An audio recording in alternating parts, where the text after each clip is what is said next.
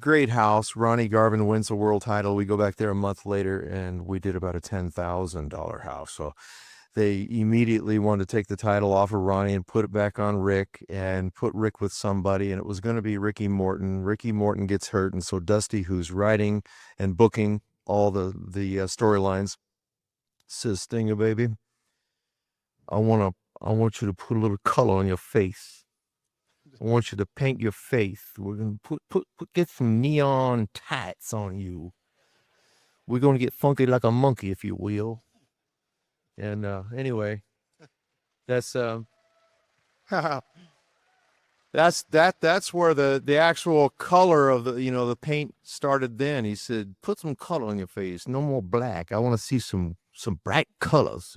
So we got the colors going, and the rest is history. Everybody knew that in '89 that you were going to probably be the next world heavyweight champion. Had that injury. How did that affect your mentality or affect your excitement leading to your career?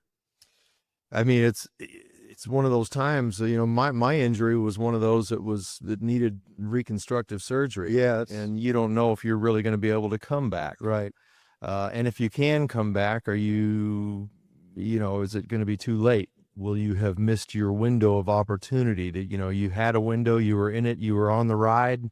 And I saw so many guys get hurt or injured or have other personal problems and have to get out, and lost that ride and tried to come back. And when they came back, things were different. It wouldn't click for them again. And so, and it's a dog eat dog world. Pro wrestling is, we're all buddies. We all love each other, but it's very competitive, and you want the number one spot. You want that match against Ric Flair. You want to run with the Four Horsemen, and so it was a scary deal. And I found the best doctor in the country to do it. So it's supposed to be a 7-month out. I came back in 5 months at the Great American Bash, Right. and wrestled Rick in July in Baltimore, and that was pretty tough. My knee really wasn't ready. It was a freak thing too when you had the injury. It didn't happen in the ring; it happened outside of the ring. Outside the ring, yeah. Yeah.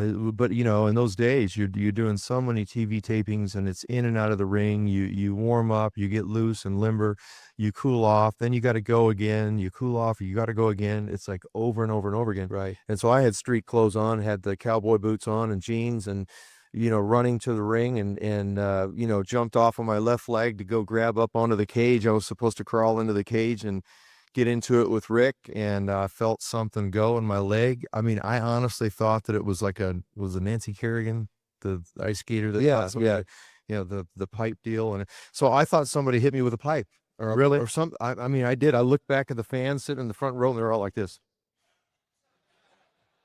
I knew no one did anything.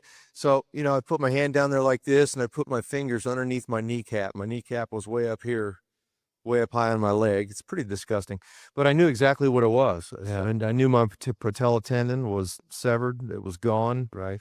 And so I hobbled around, and Rick crawled out of the cage. I was supposed to go in. He didn't know what was going on, so he's crawling out. I got Wahoo McDaniels, and I think JJ,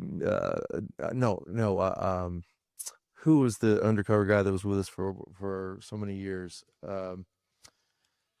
Dillinger, yeah, my gosh. Thank Doug you. Dillinger. Yeah, we're playing. Anyway, Well, sure. Doug Dillinger, Wahoo McDaniel, a bunch of other guys, and and I said, man, Rick's crawling out of the cage, and he's coming this way. I said, you gotta stop him, and I'm hopping around on my right leg, and from the knee down on the left side, the leg is just kind of swirling, turning in circles.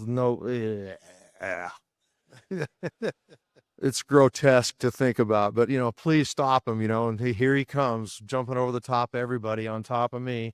Rick, I'm hurt. My knee's gone. Stop. Yeah. He was like a pit bull. Yeah. Blood, and he was out for it. Right.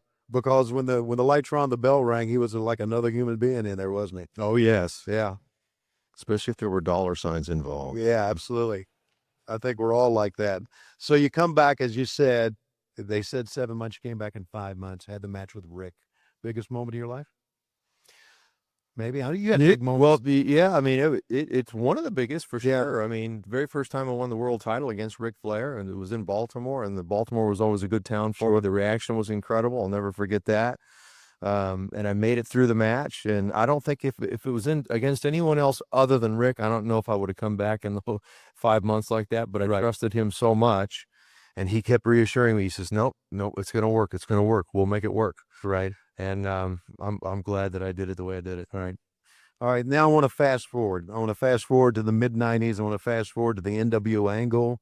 Fast forward to the fact that, you became the face of WCW against the NWO during that time. What was that time like for you? I mean, you completely changed your character. You really did, from the surfer, the blonde hair, the screaming, the vibrant sting, to a guy who was very removed.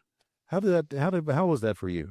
It was a really good time and a really bad time all at the same time. Yeah, I had a lot of personal stuff going on in my life Yeah. during that time, but it was good professionally because, my creative juices started to flow, not just for myself, but for everybody, for the NWO, for Hogan, for Lex Luger, for Marcus Bagwell, for all the guys. And I mean, we were all like that. Everybody was kind of helping each other, but it was a good time for me.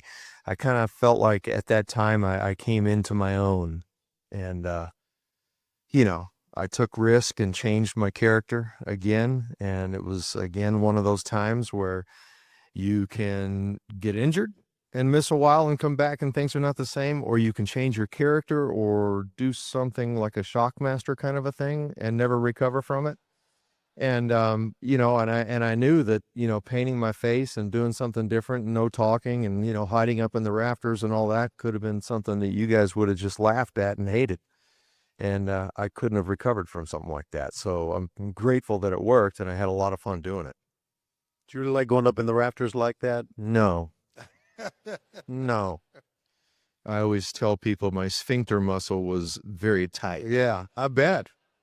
Absolutely, Yes. I bet. But it all worked out. Yep, it did. Even Panama City, Vietnam vet who was the pilot, we had it's college, spring break, Right. Daytona Beach. We've got to hover over the water out there by the hotels, the high-rise hotels, and the sun's going down and it's getting darker and darker. We have to wait for our cue till we come over the ring. And, I'm going to rappel. And the pilot says, Sting, if somehow or another the rope gets caught in the blades, I'm going to have to cut you loose. And I went, and he's looking at me like this. He was dead serious. He was going to cut me loose, This is like, well, if it gets caught in the blades, we're both going down, bro. Wow. Yeah, it was scary stuff. There's a lot of stories, and some of them, I could never tell. And Owen, we can not forget Owen. How appropriate you guys were acknowledging him, and Yeah. yeah, I could tell you some stories. I mean, honestly, there was one night in particular, Chicago at the United Center, where, I mean, this far from that very thing happening. That was a football field high. So